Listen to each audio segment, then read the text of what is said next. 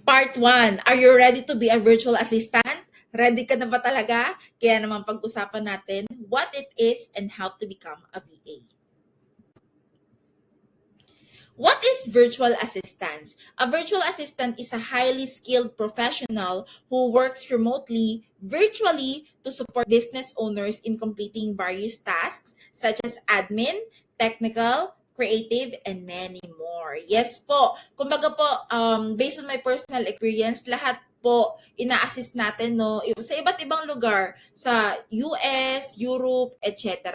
Pero ang pagiging virtual assistant guys hindi tayo mismo empleyado, no? Technically, hindi tayo empleyado mismo ng international business client natin. Why? It's because we are not paying tax or we are not registered in the US. Yes po. Kaya naman guys, huwag niyong kakalimutan din mag-update or mag-self-pay ng mga government contributions dito din sa Pilipinas. Okay? Ang pagiging virtual assistant din or general VA or executive VA, same lang din po siya ng pagiging admin. Okay? Clerical work din po dito sa corporate job dito sa Pilipinas.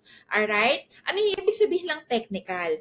Ang meaning po ng technical, yan po yung mga software. Ayan, ipapahandle po sa inyo ng client yung software, ganyan, and then sometimes po nagpapa-create po sila ng or nagpapa-update ng mga website, yan, ng mga WordPress kasi ang WordPress po one of website software. Ayan. Kaya naman ako po kasi before nung VA pa talaga po ako mismo, binibigyan po talaga ako ni client ng course para po matutunan ko yan kung paano kumbaga gamitin yung mga software na yon. Alright? In terms of creative, ayan. Kasi most of the business owners po, syempre may mga social media accounts yan. Instagram, Facebook, depende na po kung may mga TikTok sila and everything. Kailangan nyo po kasi maging creative.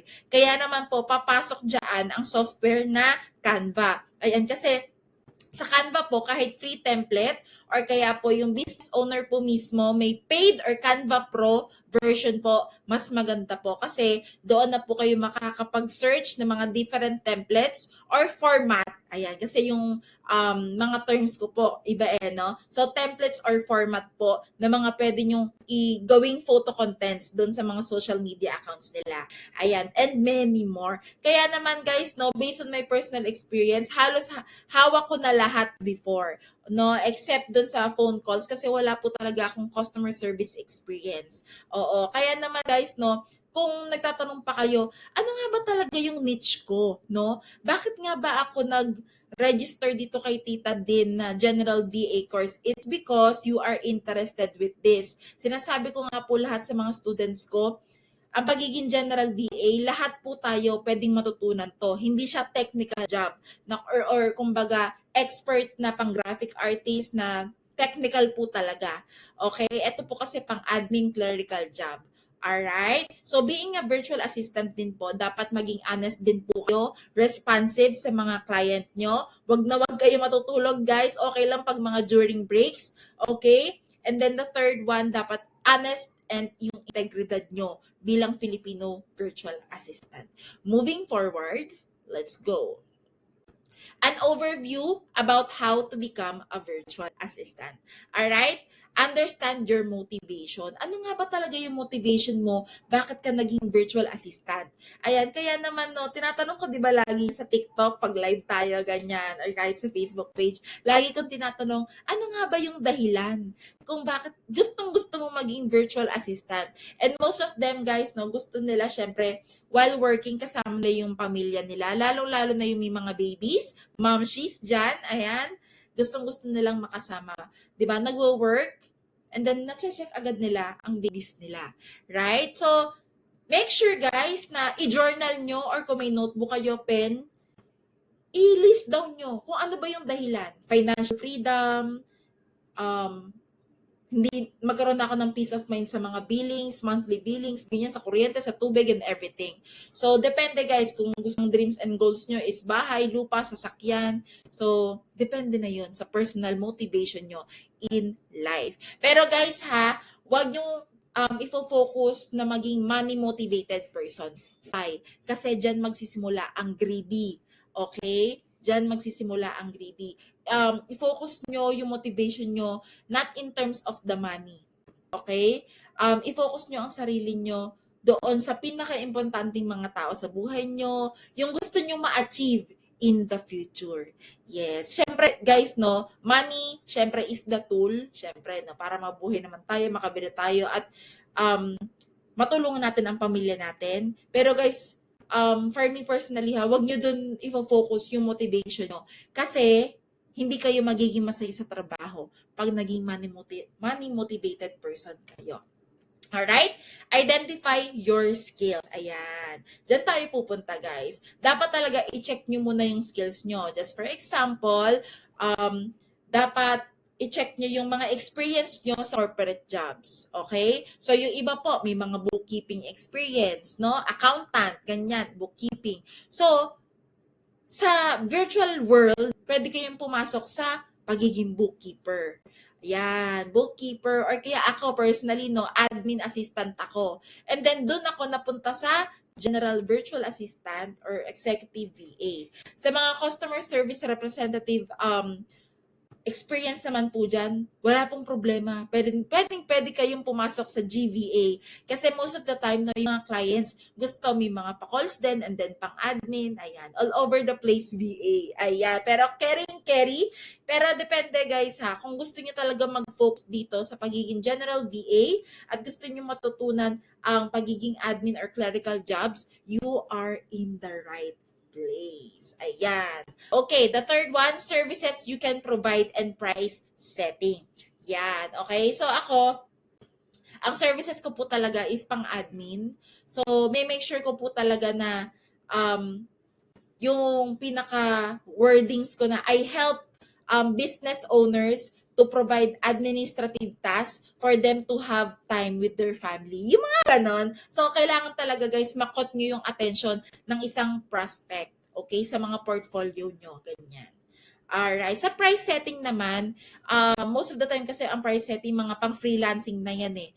Okay? Pero, kayo kasi guys, do not ever or don't underestimate your value. I know you are just starting. Some of you, most of you are just starting this virtual world. Pero guys, do not ever underestimate yourself. Ang $5 sa Amerika, sobrang baba. Alam niyo po ba, ang minimum na sinasahod ng mga tao doon, $25. Yes, minimum. Okay, kaya ang $5 sa kanila guys, benching ko. Okay, kaya ini-encourage kayo kayong lahat na mag-start kayo ng $5 per hour. So, overall na po yun no, sa monthly, depende sa conversion rate, mga 48K or 45K monthly ang magiging sahod to start with. Diba? Walang masama, diba? Okay na okay. Invest on the right equipment and tools. Ayan. Guys, ako nag-start talaga ako sa laptop. Okay? Acer laptop, Core i3. Ang okay na ako sa Core i3 talaga, guys, to start with. And of course, okay lang din namang hiram muna kayo sa mga kapatid nyo, kung medyo hindi na nila nagagamit and everything. Or kaya sakto, umaga lang ng kapatid nyo ginagamit, and then panggabi yung trabaho nyo, no problem at all. At syempre, ako naman, pag sa mga VA or virtual assistant training ko, walang problema po sa akin na cellphone lang ang gamit to start with, para mas matuto kayo at magsimula na kayong matuto dito sa journey na to. Alright? Search for jobs. Ayan. Ang pagsa-search for jobs po naman kasi, ayan, may mga iba tayong platform, alright? Meron po tayong onlinejobs.ph, pangalawa, Upwork, pangatlo, Fiverr. Okay? Ako guys talaga honestly, ini-encourage ko talaga, no? Not promoted at all. Ini-encourage ko talaga lahat ng mga students ko to apply sa onlinejobs.ph. Why? It's because, guys, wala kayong babayaran. It's all for free. Magsa-sign up lang kayo. Ang kaibahan lang na guys, magbe-verify kayo. Okay? Verify your email address, mag-upload kayo ng valid ID nyo, one valid ID. And of course, kailangan nyo guys, mag-upload ng proof of billing. Yes po, kailangan yung address na nilagay nyo po doon, same po doon sa proof of billing. And then last but not the least, i-connect nyo po yung Facebook account nyo doon po mismo sa onlinejobs.ph. PH. Alright? Make sure guys, always check the website, no? Facebook pages ng inyong a-applyan. Alright? Siyempre, ma-check nyo po din yung pangalan ng company. Make sure guys, kasi we don't want to work with scammers. Yes, scammers. Guys, maraming mga scammers ngayon. Kaya naman, ingat-ingat. Make sure, ask me personally na okay po ba to kasi parang medyo hindi ganun kagaling yung English. Di ba may mga ganun kakaiba yung English sa mga job ad posts? Hindi siya professional. So make sure guys. And then, may naano ko niya na nagpapabayad muna bago daw ako mag-work. Ako nga yung may kailangan ng pera di ba? Tayo yung may kailangan ng pera. Kaya naman, do not ever pay someone before working as a VA. That's a big no-no. Alright, moving forward guys, build portfolio. Pag nag-build po kayo ng portfolio, iba-iba po yan. Pwede kayo mag-create ng Facebook page, pwede kayo mag-create ng portfolio mismo sa Canva. Yes po, sa Canva nyo.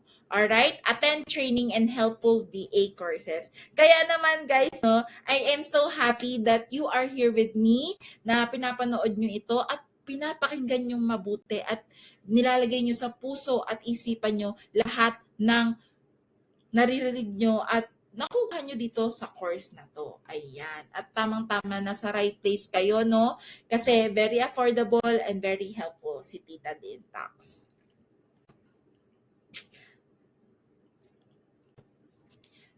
Okay, so an overview about the basic skills of a virtual assistant. So makikita nyo dito, no, maraming mga iba't ibang pwedeng gawin